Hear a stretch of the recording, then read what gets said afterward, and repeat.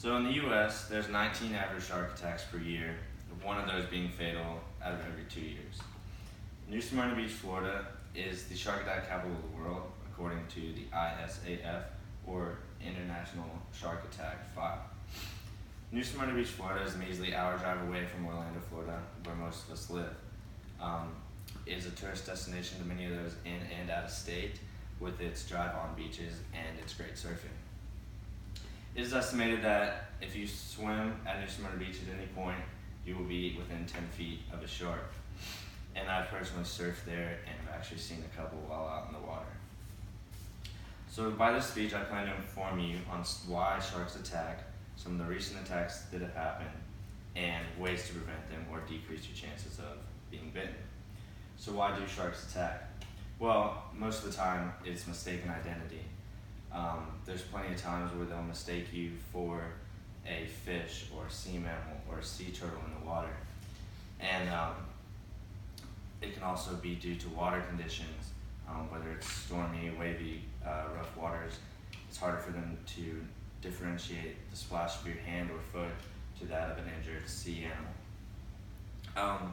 But also can be caused by fishermen nearby and them having bait in the water, which is fish oil or fish blood, which attracts sharks into this shallow, murky water. So now I'll tell you a little bit about some of the recent attacks. So September is the highest month for shark attacks in the state of Florida.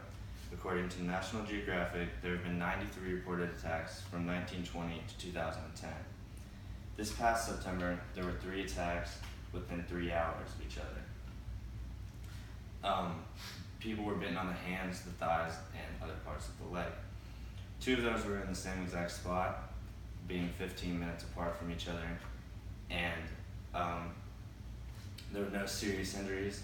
And then later that day, there was 1 shark attack, about 2 hours later, but once again, no serious injuries. Just a couple stitches and cuts, bruises. Went to the hospital, nothing too serious. This past October, there was also 2 shark attacks on the same day. Another just a bite on the leg or foot, but once again, nothing too serious, just a quick hospital visit and they were good to go. So there's ways to decrease your chance of being bitten, and the Florida Museum of Natural History's biggest tip was to swim in groups. Sharks are less likely to attack when there's numbers, because they usually hunt alone. Avoid fishermen or boats out fishing in the water. Reduce your splashing when in the water because, like I said before, it's a case of mistaken identity most of the time, and you don't want to give them any reason to attack you. Don't get in the water if bleeding, or if you happen to get cut while in the water, get out, bandage it up, wait a little bit until the bleeding stops.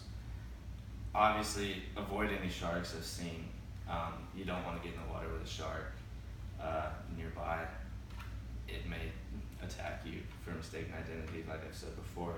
And like they've told us since we were kids, don't get in the water at night and swim around. It makes it even harder for the sharks to see us, and they could mistake us for food.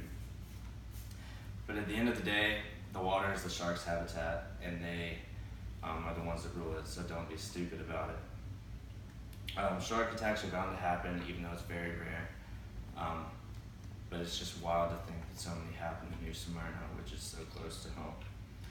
So my advice would be to stay near lifeguards when swimming or swim in groups.